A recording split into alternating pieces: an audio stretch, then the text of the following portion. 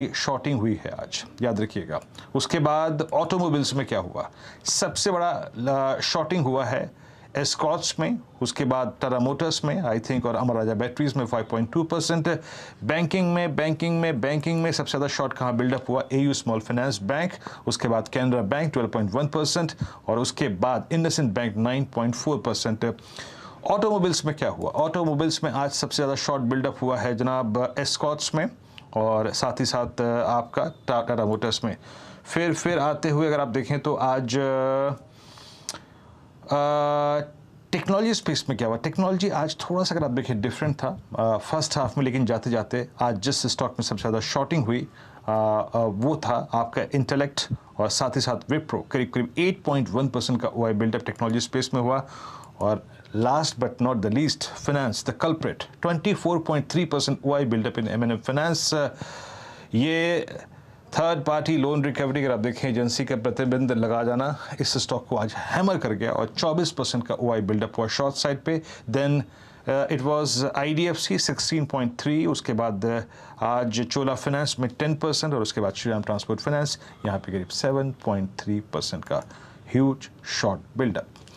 इस क्लोजिंग पर, इस वीकली क्लोजिंग पर बाजार की पिक्चर कैसी है, ये क्लोजिंग कैसी है, आइए देखते हैं वॉल पे हर्षता के साथ। हर्षता होती हो इस हफ्ते की बेहद खराब क्लोजिंग आती हुई, जहां पर थोड़ा सा अनुमान था कि मार्केट हल्का सा साइडवेज हो सकता है, फिसल सकता है, लेकिन आज का प्रेशर ज्यादा बनता हुआ दिखाई दिया। एक समय ऐसा था कि हमने 17,300 का भी लो नीचे दिखा है, 17,291 तक हम टूटे हैं, लेकिन जो क्लोज आ रहा है वो करीब 17,325 के आसपास आता हुआ दिखाई देगा। 300 पॉइंट का भार निफ्टी पर है। आज एविडेंटली निफ्टी बैंक की धुलाई हुई है, 1200 पॉइंट तक का करेक्शन आज इंट्राडे में निफ्टी बैंक ने दिखाया है। फिलहाल 2.5% तक के नुकसान के साथ 39,534 के लेवल्स देखने को मिले हैं। यहां पर एनबीएफसीज के साथ बैंक, निजी बैंक, सरकारी बैंक सबकी धुलाई होती हुई। ऑटो में बिकवाली का दबाव, 232 पॉइंट नीचे इंडेक्स। टेक्नोलॉजी, मेटल्स, यहां पर भी हमने देखा है करेक्शन देखने को मिला। फार्मा स्टॉक्स ने हालांकि थोड़ा सा सपोर्ट करने की कोशिश की, लेकिन ज्यादा कुछ हो नहीं पाया। एफएमसीजी जो अब तक का एक पिलर था, हमने देखा यहां पर बिकवाली का दबाव क्लियरली आता हुआ दिखाई दिया है। कंजम्पशन थीम भी आज ज्यादा कुछ चली नहीं है, तो क्लियरली सेल साइड की पोजीशंस अक्रॉस द बोर्ड। कुछ स्टॉक्स आपके लिए हाईलाइट करते हैं जहां पर बिकवाली का दबाव देखने को मिला। तो एक थीम थी आपकी टाटा स्टील से जुड़ी हुई कंपनियां।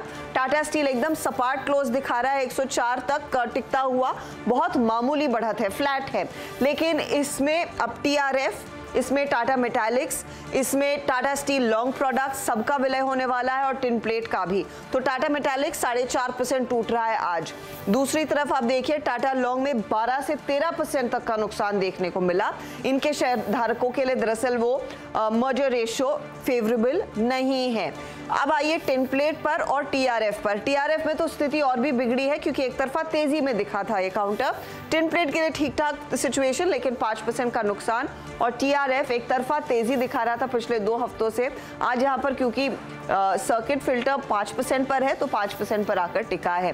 तो ये पैक हुआ जहां पर बिकवाली का दबाव। दूसरा जो पैक था जहां पर सेल साइड की पोजीशंस देखने को मिली है वो एनबीएफसी स्टॉक्स। वीरू मेंशन कर रहे थे एमएनएम फाइनेंशियल सर्विसेज पूरी तरह से हालत बिगड़ती हुई दिखाई दी, 13% का नुकसान, और इसका ओवरहैंग हमने देखा श्रीराम ट्रांसपोर्ट जैसे स्टॉक्स में देखने को मिला।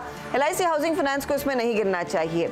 इसमें आप दिखाइएगा चोला फाइनेंस और साथ ही साथ आपका जो है श्रीराम ट्रांसपोर्ट फाइनेंस, वहां पर ज्यादा दबाव देखने को मिला है क्योंकि ये वही कंपनियां हैं, उसी तरह की लेंडिंग करती है जैसे एमएनएम फाइनेंस जैसी कंपनी। हालांकि जो मार्केट क्लोज हो रहा है वो 1.5% के नुकसान के साथ 295 के आसपास अंकों की गिरावट पर। आज देखिए कितनी बिगड़ी और कितनी बदली हुई तस्वीर एडवांसेस और डिक्लाइंस की रही है। ध्यान दीजिए कि पिछले हफ्ते के हाई के बाद सेंसेक्स ने करीब 4% का करेक्शन दिखाया है, निफ्टी 50 ने 4% का करेक्शन दिखाया है, लेकिन निफ्टी बैंक सबसे ज्यादा पिटा है क्योंकि सबसे ज्यादा आउट परफॉर्म इसी ने किया था। यहाँ पर 5-5.5% से ज्यादा का करेक्शन देखने को मिला। अब आपके लिए लेकर आते हैं वो हीट मैप जो आपको पूरी तरह से तस्वीर दिखाएगा। 4 से मुश्किल से 5 शेयर जो होंगे पॉजिटिव साइड पर। पॉजिटिव क्या था, डीवीज लैब, सन फार्मा, सिप्ला, तीनों फार्मा कंपनियां, ज्यादा वेटेज है नहीं, ज्यादा कुछ कर नहीं पाए, लेकिन थोड़ा सा सेंटिमेंट इन्होंने संभालने की कोशिश की। टाटा स्टील सिर्फ 0.5% के गेन्स पर। आईटीसी अभी भी डटा हुआ है, आधे % के गेंस देखने को मिले। टेक्नोलॉजी में सुबह में थोड़ा सा एक्शन था, रुपये से कुछ फायदे की बात हो रही थी, लेकिन जिस तरह से बाहर आया है बिकवाली का, वहां पर भी वो गेंस होल्ड नहीं कर पाए। सबसे ज्यादा नुकसान में पावर ग्रिड का शेयर 202 पर टिकता हुआ। पावर ग्रिड आज 8% नीचे। मेटल्स में हिंडाल्को 4% नीचे। अपोलो हॉस्पिटल में भी हमने देखा 4% का नुकसान। अदानी पोर्ट हो, एनटीपीसी हो, यूपीएल हो, ये सभी स्टॉक्स टूटे हैं।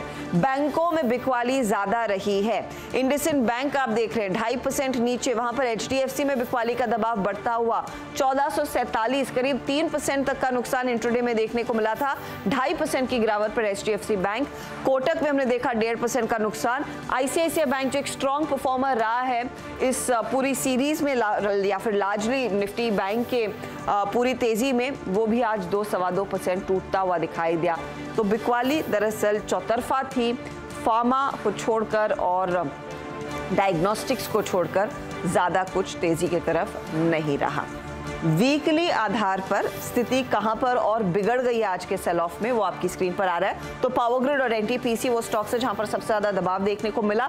फिर सीमेंट कंपनियां, श्री सीमेंट और अल्ट्राटेक में आप देखिए ये वीकली नुकसान है। 9% वीकली गिरा है श्री सीमेंट, 5% का नुकसान अल्ट्राटेक में देखने को मिला।